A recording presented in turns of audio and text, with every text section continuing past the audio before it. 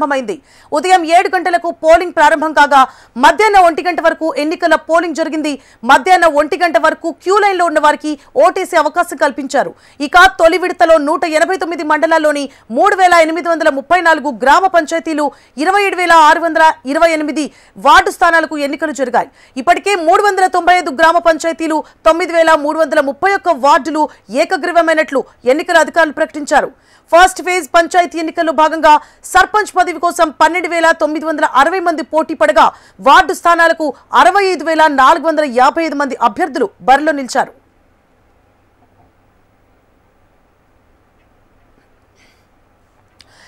తెలంగాణ వ్యాప్తంగా తొలి విడత పంచాయతీ ఎన్నికల పోరు ముగిసింది. రాష్ట్ర వ్యాప్తంగా పంచాయతీ ఎన్నికల కౌంటింగ్ ప్రారంభమైంది. ఉదయం 7 గంటలకు పోలింగ్ ప్రారంభం కాగా మధ్యాహ్నం 1 గంట వరకు ఎన్నికల పోలింగ్ జరిగింది. ఇదే అంశానికి సంబంధించి పూర్తి డీటెయిల్స్ ని మా ప్రతినిధి అశోక్ లైవ్ లో అందించడానికి సిద్ధంగా ఉన్నారు. అశోక్,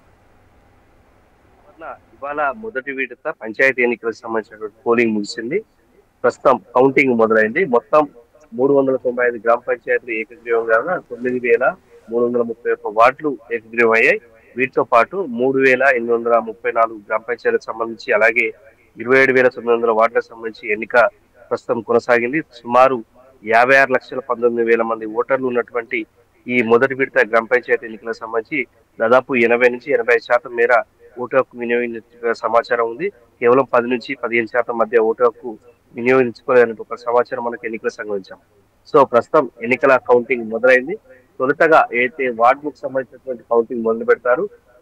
వార్డు అభ్యర్థికి వచ్చినటువంటి ఓటును అలాగే సర్పంచ్కి వచ్చినటువంటి ఓటును బాక్స్ లో వేస్తారు. మొదటగా వార్డు అభ్యర్థిని ఎవరు ఎక్కువ ఓట్లు వస్తే వారిని గెలుపొందినట్టుగా ప్రకటిస్తారు. సో ఒక్కొక్క గ్రామ పంచాయతీ సంబంధించి భిన్నంగా వార్డు సభ్యులకు సంబంధించినటువంటి వార్డు మెంబర్లు ఉన్నారు. సో వార్డు మెంబర్ కౌంటింగ్ పూర్తయిన తర్వాత సర్పంచ్ ఎన్నికలకు సంబంధించి ఆ సర్పంచ్ అభ్యర్థులకు సంబంధించినటువంటి కౌంటింగ్ కొనసాగుతుంది.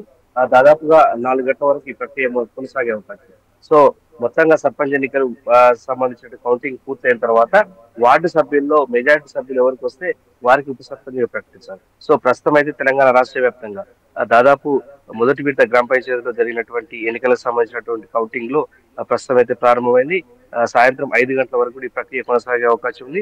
సో అప్పటి వరకు కూడా ఆయా మండల కేంద్రాలు కావచ్చు, గ్రామ పంచాయతీలకు సంబంధించి వైన్ షాపులు కూడా క్లోజ్ గా ఉంటాయి. 144 సెక్షన్ కూడా అమల్లో ఉండే పరిస్థితి మనకు కనిపిస్తుంది. సువర్ణ, అశోక్, పూర్తి స్థాయిలో పోలింగ్ శాతం ఎంత నమోదైనట్లు తెలుస్తోంది?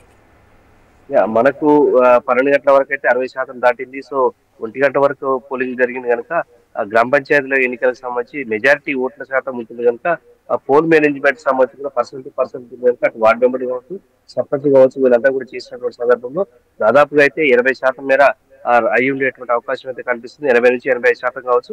ఇంకా ఎన్నికల సంఘం నుంచి అయితే అఫీషియల్ గా మనకు డేటా రాలేదు. కానీ 12 గంటల వరకు చూసినట్టయితే 60 నుంచి 65% మేర 12 గంటల వరకు అయింది. సో ఆ గంట తర్వాత కూడా చూసినట్టయితే దాదాపు టౌన్ ఏరియాల్లో ప్రధానంగా హైదరాబాద్ లో ప్రైవేట్ సెక్టర్ లో ప్రైవేట్ కంపెనీలో ఇతర ప్రైవేట్ రంగానికి సంబంధించినటువంటి పనిచేసే వారంతా కూడా మధ్యాహ్నం 1 గంట వరకు కూడా పోలింగ్ లో పాల్గొన్నారంటే ఆ పర్సెంటేజ్ ఇంకా అఫీషియల్ రాలేదు. కానీ ప్రస్తుతం చిన్న చిన్న గ్రామ పంచాయతీలకు సంబంధించినటువంటి గ్రామ పంచాయతీలో కౌంటింగ్ అయితే ప్రారంభమైంది. సో ఏదేమైనప్పటికీ కూడా సుమారుగా మనకు అందుతున్నటువంటి సమాచారం ప్రకారం అయితే తెలంగాణ అంతటా మొదటి దశ గ్రామ పంచాయతీ ఎన్నికలకు సంబంధించి అయితే 80 నుంచి 85% మేర పోలింగ్ నమోదైనట్టుగా సమాచారం అయితే అందుతుంది.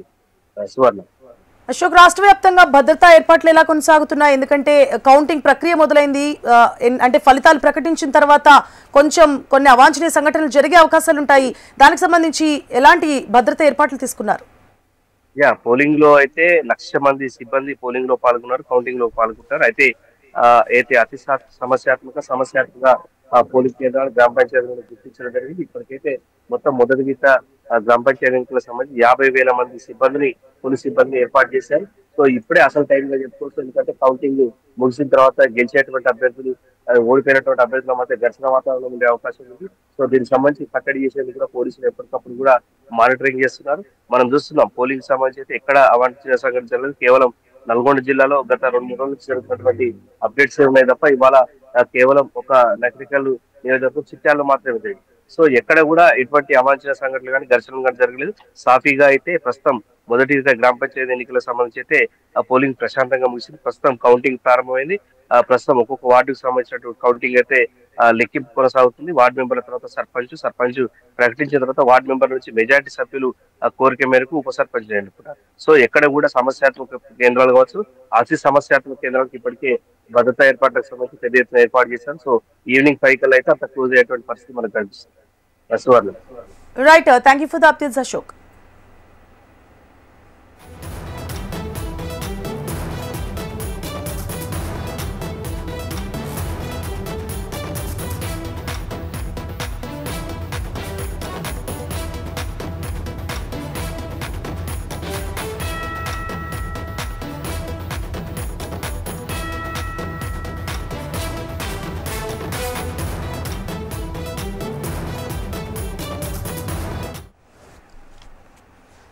తెలంగాణ వ్యాప్తంగా తొలి విడత పంచాయతీ ఎన్నికల పోరు ముగిసింది. రాష్ట్ర వ్యాప్తంగా పంచాయతీ ఎన్నికల కౌంటింగ్ ప్రారంభమైంది.